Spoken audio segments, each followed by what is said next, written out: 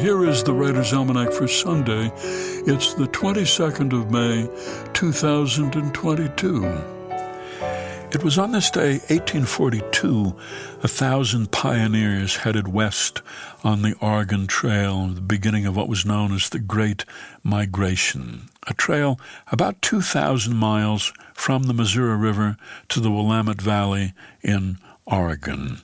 When the fur traders first discovered the trail in the early 19th century, you could only traverse it on foot or by horse, but by the late 1830s, it was accessible to wagons. And a lawyer in Missouri named Peter Burnett felt the call of the West. He wrote later, "I saw that a great American community would grow up in the space of a few years upon the distant Pacific, and I felt an ardent desire to aid in this most important enterprise." So he organized a wagon train, 300 men, women, and children, 50 wagons. It left Independence, Missouri on this day in 1843. By the time they reached Topeka, the number of people had more than doubled. They encountered herds of bison, villages of prairie dogs, reached Fort Laramie, Wyoming in 40 days, about 670 miles, through the Rocky Mountains, over the Colorado River, through Fort Bridger, Fort Boise, finally arriving in the Willamette Valley 5 months after they had set out from Independence. 4 more wagon trains made the journey the next year, but the trail gradually fell out of use as railroad lines began to crisscross the country, and it was abandoned entirely in the 1870s.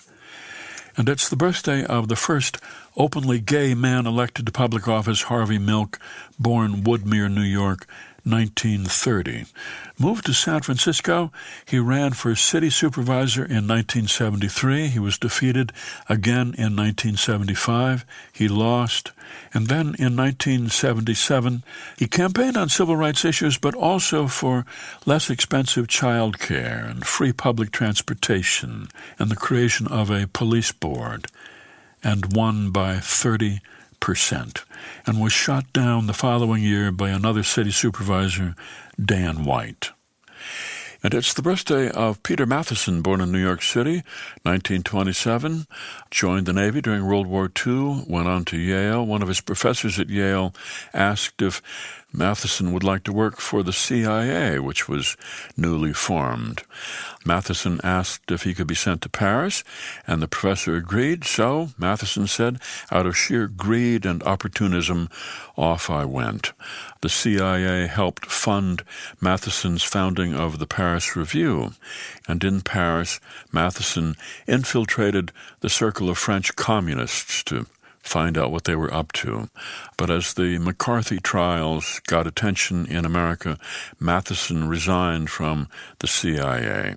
He spent 3 years working unsuccessfully as a commercial fisherman on Long Island, and in 1956, at the age of 29, took off across the country in a Ford with a sleeping bag, some books, a shotgun, and wrote a book about it called Wildlife in America, which caught the eye of the New Yorker magazine, where Matheson wrote about a trip to the Amazon.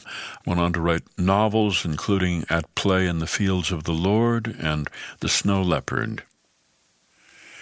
Here's a poem for today by Linda Paston, entitled Spring. Just as we lose hope, she ambles in, a late guest, dragging her ham of wildflowers, her torn veil of mist of light rain, blowing her dandelion breath in our ears, and we forgive her. Turning from chilly winter ways, we throw off our faithful sweaters and open our arms. Linda Paston's poem Spring from Heroes in Disguise, published by Norton, used by permission here on the Writer's Almanac. Be well, do good work, and keep in touch.